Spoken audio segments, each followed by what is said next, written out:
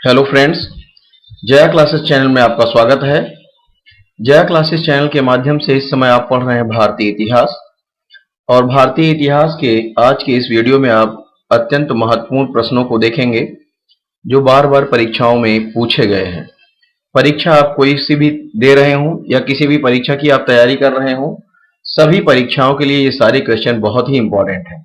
तो चलिए देखते हैं आज के अपने इस वीडियो के पहले क्वेश्चन को। हमारा पहला क्वेश्चन है, निम्नलिखित घटनाओं का कालक्रम क्या है। अब ये घटनाएं कब हुई थी, अगर ये आपको याद रहेगा तो आप आसानी से इसको सॉल्व कर पाएंगे। अगर घटनाएं कब हुई थी ये नहीं याद रहेगा तो फिर आप नहीं कर पाएंगे। तो यहाँ कालक्रम इनका देखना है, मीन समय कि कब ये घटनाएं घटित हुई हैं। तो देखिए, लखनऊ पैक्ट जो हुआ ये भारतीय राष्ट्रीय कांग्रेस और मुस्लिम लीग के बीच हुआ था, एक समझौता, उसी को लखनऊ पैक्ट का नाम दिया गया। और ये कब हुआ? 1916 में। कब हुआ? 1916 में। किसके किसके मध्य?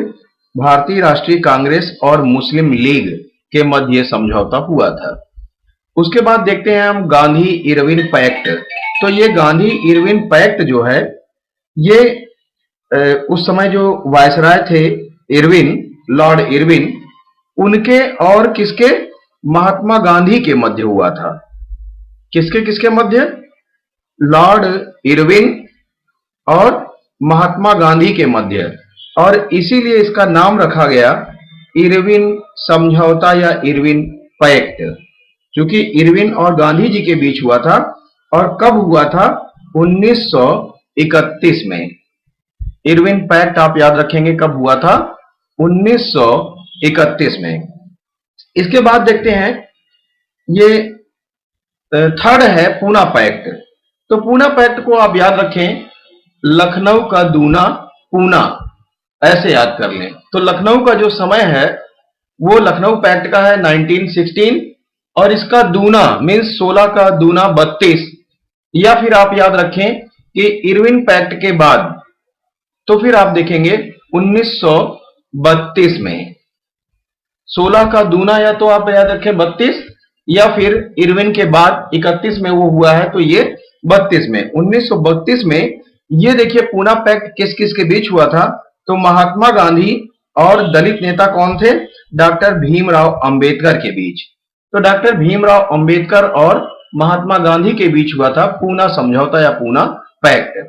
तो Gandhi Irwin pact 1931, Lucknow pact 1916, Poona pact 1932। ये आपको इसका कालक्रम आपको मिल गया। अब आप देखेंगे कि जो जिस क्रम में ये लिखे हुए हैं यही इसका सही क्रम है, means first, second and third. तो आप देखें कूट आपका जो दिया गया है ऑप्शन में क्या है? ऑप्शन नंबर ए 132 और बी है 213, सी है 231 और डी में है 123। तो आप देखेंगे ऑप्शन नंबर डी में 123 आपको ऑप्शन मिल रहा है। इस हिसाब से जो क्रम ऊपर आपको मिला ये डी ऑप्शन ही राइट ऑप्शन है, मींस इसका जो सही क्रम है कालक्रम वो 1 2 3 है। Option number D right option होगा। चलिए हम आगे बढ़ते हैं क्वेश्चन नंबर 2 की ओर। निम्नलिखित आंदोलनों का सही अनुक्रम क्या है? तो आंदोलन जो है इनके सही अनुक्रम आपको देखकर ये भी उसी तरह से सॉल्व करना जैसे आपने पहले किया। सही अनुक्रम मीन्स कब कौन से आंदोलन हुए ये आपको ध्यान रखना चाहिए। तो लाल कुर्ती आंदोलन, असहयोग आंदोलन, सविनय अवज्ञा आंदोलन, भारत छोड़ो आंदोलन। देखिए भारत छोड़ो आंदोलन जो है वो बिल्कुल लास्ट में हुआ था, तो आप इसको लास्ट में रखेंगे। देश कब आजाद हुआ? 1947 में। तो भारत छोड़ो आंदोलन कब हुआ है? लगभग आसपास हुआ होगा। तो इसका मतलब आपको अगर याद है तो फिर आप लिखेंगे कि भारत छोड़ो आंदोलन हुआ था कब? 1942 में। और आप देखें लाल कुर्ती आंदोलन जो है, लाल कुर्ती आंदोलन को आप जोड़कर पढ़ेंगे किसके साथ?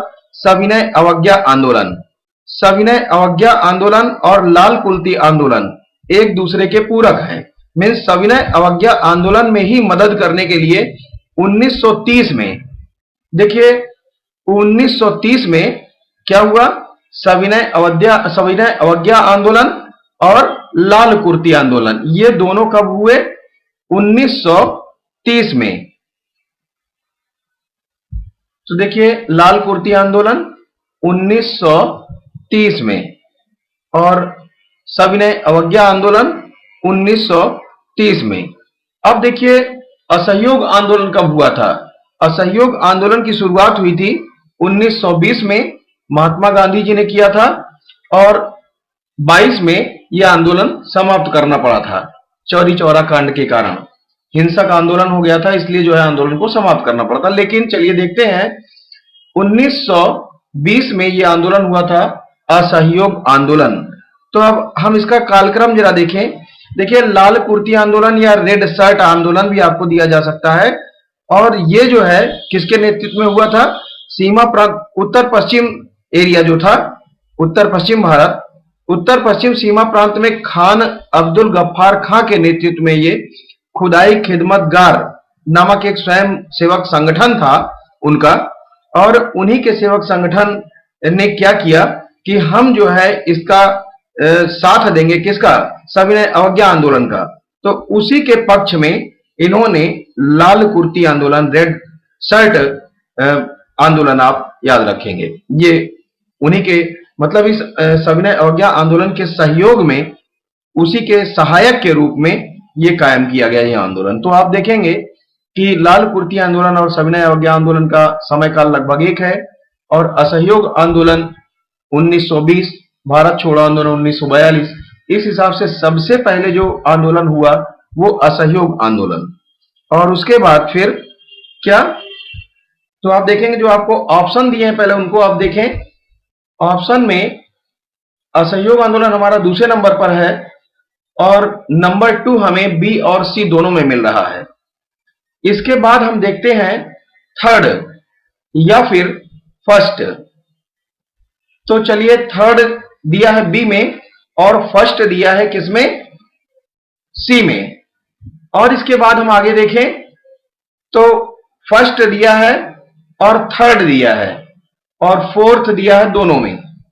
तो फोर्थ जो है 1942 से लास्ट में आंदोलन हुआ।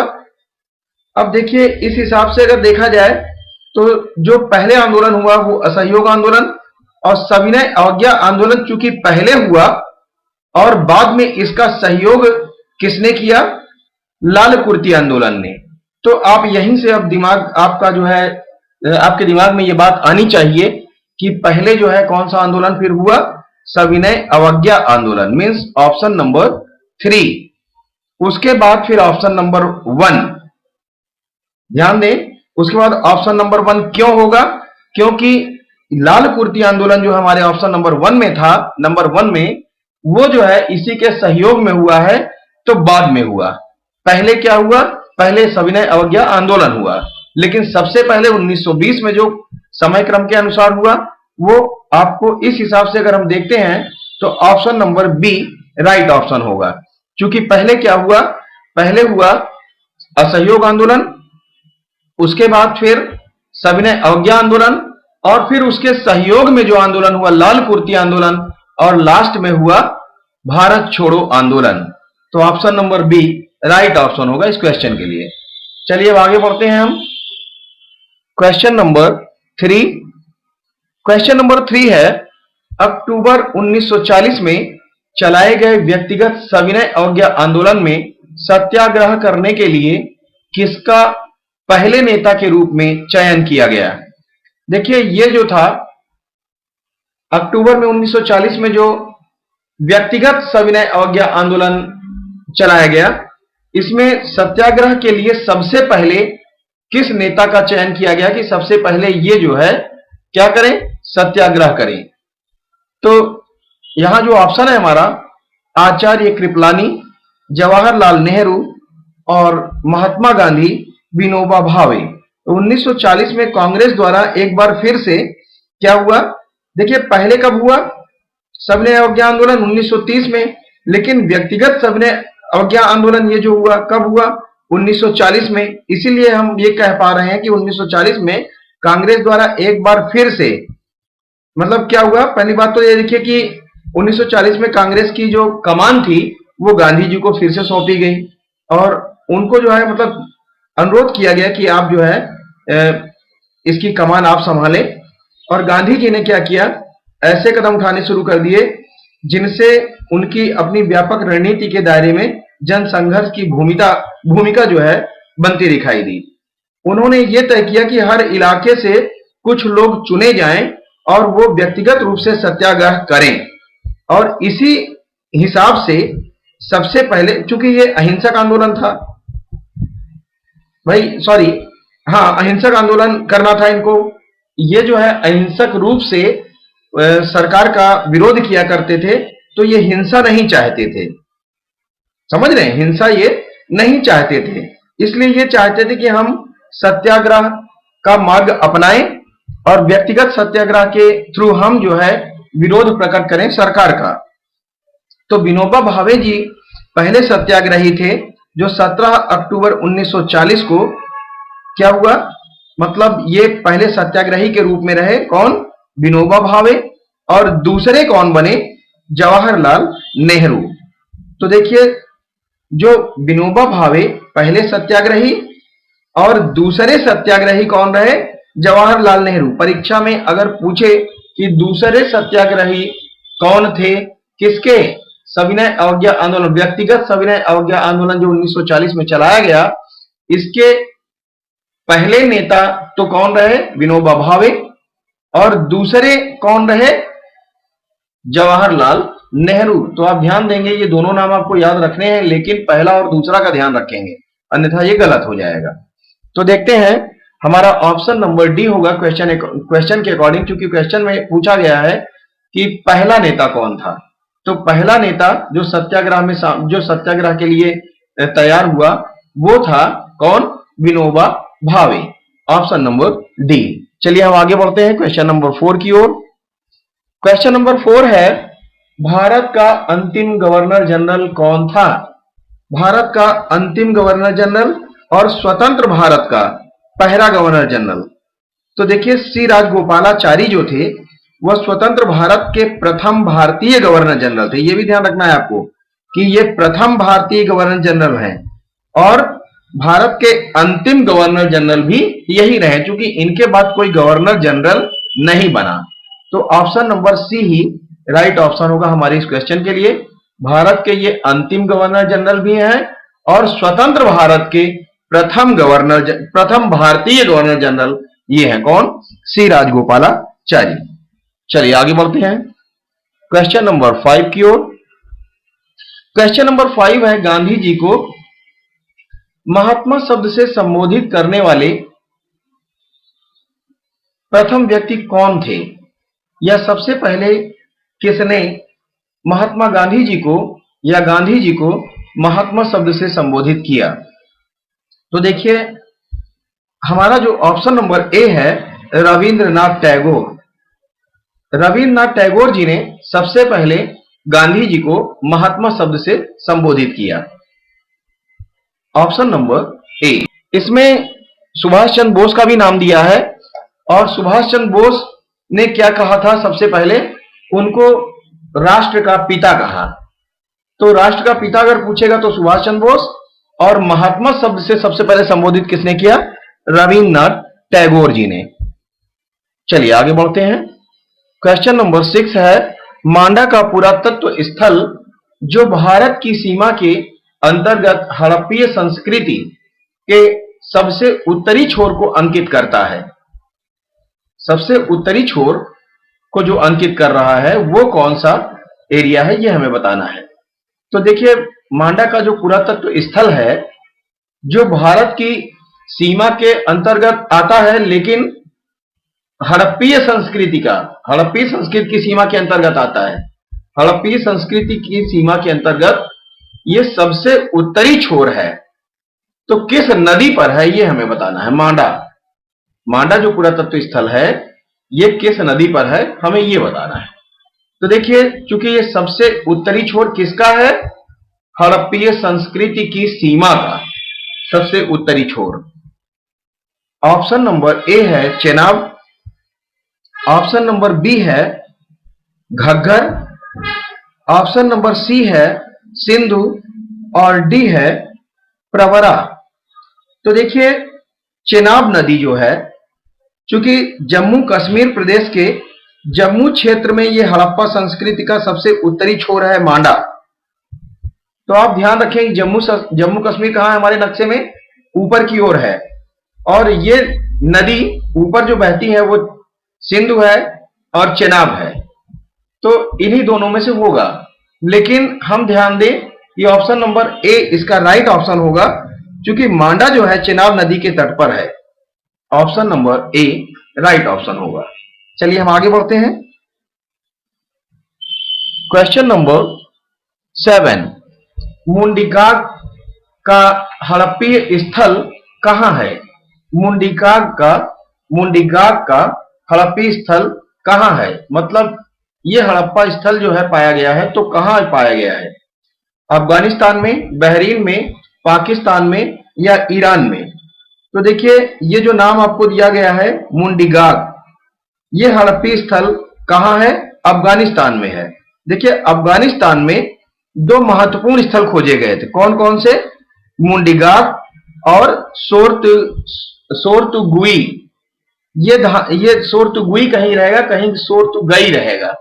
तो सोर्तुगई या सोर्तुगुई जो भी नाम आपको दिया हो आप समझ लेंगे, सोर्तुगई या सोर्तुगई और मुंडिकाग ये दोनों कहां हैं? अफगानिस्तान में खोजे हुए हड़प्पीय स्थल हैं। चलिए हम आगे बढ़ते हैं। क्वेश्चन नंबर 8, निम्नलिखित में से किस हड़प्पीय स्थल से सूती कपड़े का टुकड़ा मिला है? मतलब सूती कपड़े का टुकड़ा हमें कहां से मिला? हड़प्पी स्थल क्षेत्र वो हमें बताना है, कौन सा हड़प्पी स्थल क्षेत्र है। तो हड़प्पी स्थल क्षेत्र में हड़प्पा से, कालीबंगा से, लोथल से या मोहनजोदड़ो से? तो देखिए हड़प्पी संस्कृति के स्थल मोहनजोदड़ो से मजीठ रंग का मीन्स लाल रंग का हमें जो है कपड़े का टुकड़ा मिला, और वो भी चांदी के जो है बर्तन में पाया गया। मतलब ये भी जो कपड़े का टुकड़ा पाया गया चांदी के बर्तन में करके ये रखा गया था। इसके अलावा तांबे के दो उपकरणों में लिपटा हुआ सूती वस्त्र पाया गया। तो ऐसा लगता है कि उस समय सूती वस्त्र उपयोग में लाए जाते थे, और सूती धागे भी उस पर लपेटा हुआ मिला था सूती वस्त्र के साथ साथ। तो उससे यह प्रतीत होता है कि उसमें सूती धागा और सूती वस्त्र का उपयोग लोग किया करते थे। तो ये कहां से मिला? मोहनजोदड़ो से। Means option number D right option होगा। चलिए आगे बढ़ते हैं क्वेश्चन नंबर 9 की ओर। क्वेश्चन नंबर 9 है, ऋग्वेद के नवम मंडल के सभी सूक्त निम्नलिखित में से एक ही देवता परक हैं। तो ऋग्वेद के नवे मंडल में जो सारे सूक्त हैं वो किस देवता के लिए हैं या किस देवता को समर्पित हैं, या जो उसमें ऋचाएं हैं वो किस देवता के लिए गाई गई हैं। तो ऋग्वेद के नवे मंडल में ऐसी सभी ऋचाएं संकलित की गई हैं जो अन्य मंडलों में सोम को संबोधित कर गाई गई हैं। मीन्स यहां पर जो आपको अग्नि, इंद्र, रुद्र और सोम देवता के नाम दिए गए हैं, तो वो सभी सोम देवता को समर्पित हैं। Means option number D right option होगा इस क्वेश्चन के लिए। चलिए हम आगे बढ़ते हैं। क्वेश्चन नंबर 10, सुरापेय का संबंध निम्नलिखित में से किस वैदिक यज्ञ में किया जाता था? देवता लोग इसको पिया करते थे। सुरापेय का संबंध था वाजपेय यज्ञ से।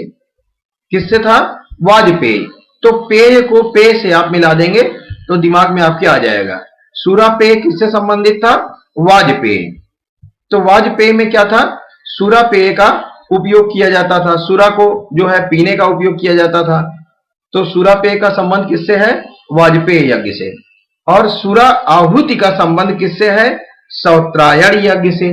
सौत्रायण जो है, सौत्रायण में भी सुरापेय का उपयोग किया जाता था, लेकिन सुरा का जो है आहुति दिया जाता था, उसमें सुरा का आहुति दिया था। लेकिन यहाँ जो हमारा क्वेश्चन है सुरापेय का संबंध निम्नलिखित में से किससे है, तो वैदिक यज्ञ जो उससे संबंधित है वो है वाजपेय।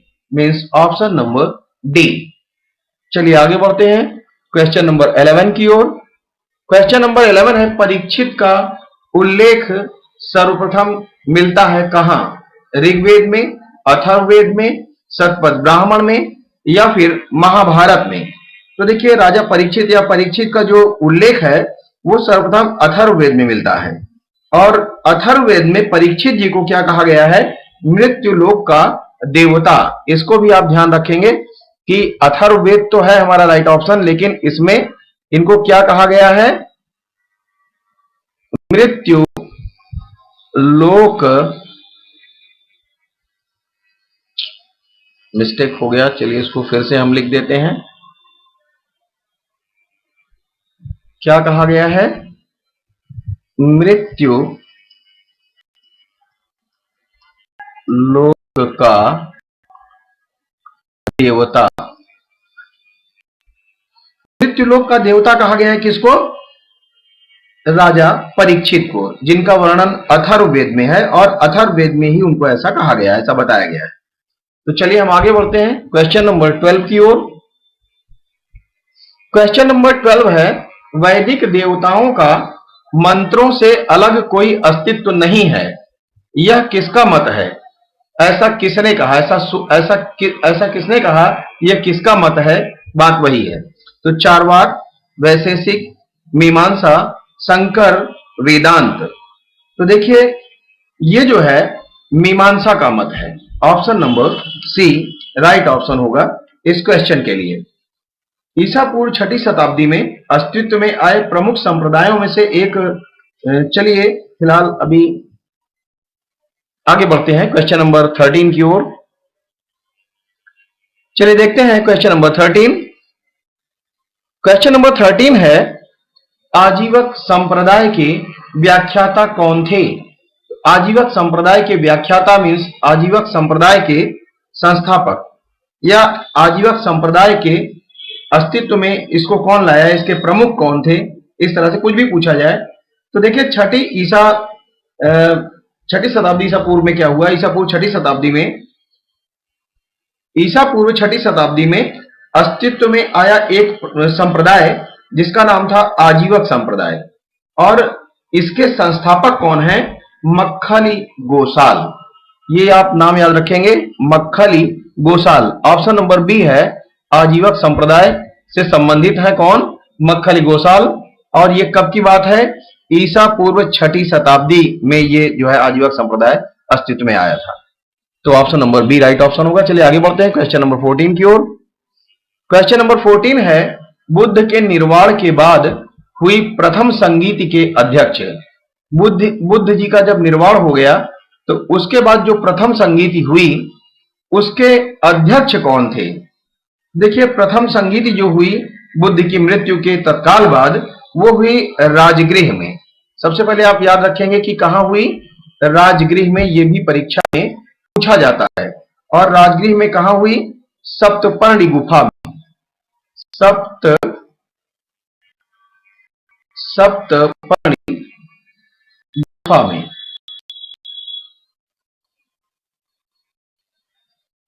सप्तपर्णी गुफा में हुई राजगृह में ये प्रथम बौद्ध संगीति या बुद्ध की प्रथम संगीति, इनकी मृत्यु के बाद जो प्रथम संगीति हुई। और इस समय मगध का शासक कौन था? ये भी परीक्षा में पूछ लिया जाता है। तो था अजातशत्रु। क्या हो गया है भाई?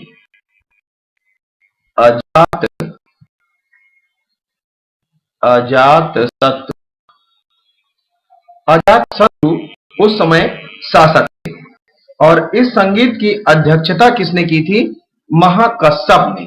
हमारे जो क्वेश्चन में पूछा गया है कि प्रथम संगीत के अध्यक्ष कौन थे? महाकश्यप। अध्यक्षता किसने की थी? महाकश्यप ने। तो ये आप याद रखेंगे। और उस समय जो उनके प्रमुख जो शिष्य थे कौन? आनंद और उपालि। ये भी दो नाम आप याद रखिएगा। इनके प्रमुख शिष्य थे आनंद और उपालि। ये भी दो लोग उस समय उपस्थित हुए थे। किसमें? इस प्रथम संगीति में। चलिए आगे बढ़ते हैं क्वेश्चन नंबर 15 की ओर। क्वेश्चन नंबर 15 है, निम्नलिखित में शून्यवाद के व्याख्याकार कौन थे? निम्नलिखित में जो शून्यवाद के व्याख्याकार असंग, दिंगनाग, नागार्जुन व सुबंधु, यहां 4 नाम आपको दिए गए हैं। देखिए इस शून्यवाद को हम माध्यमिक मत के नाम से भी जानते हैं। तो माध्यमिक या शून्यवाद दोनों, अगर दो में से कुछ भी आपको दिखाई दे तो आप एक ही समझेंगे। माध्यमिक मत या शून्यवाद। तो माध्यमिक मत या शून्यवाद के प्रवर्तक कौन है इनमें से? तो वो हैं नागार्जुन। ऑप्शन नंबर सी। कौन? नागार्जुन। चलिए, अब ध्यान रखना आपको यह है कि इसको एक नाम और भी दिया गया है, सापेक्षवाद भी कहा जाता है। समझ रहे हैं? इसे सापेक्षवाद भी कहा जाता है, तो आप ये भी याद रखेंगे, सापेक्षवाद। माध्यमिक मत, शून्यवाद या सापेक्षवाद, ये तीन नाम आप इसके ध्यान रखेंगे। तो आज की वीडियो में बस इतना ही। Thanks for watching.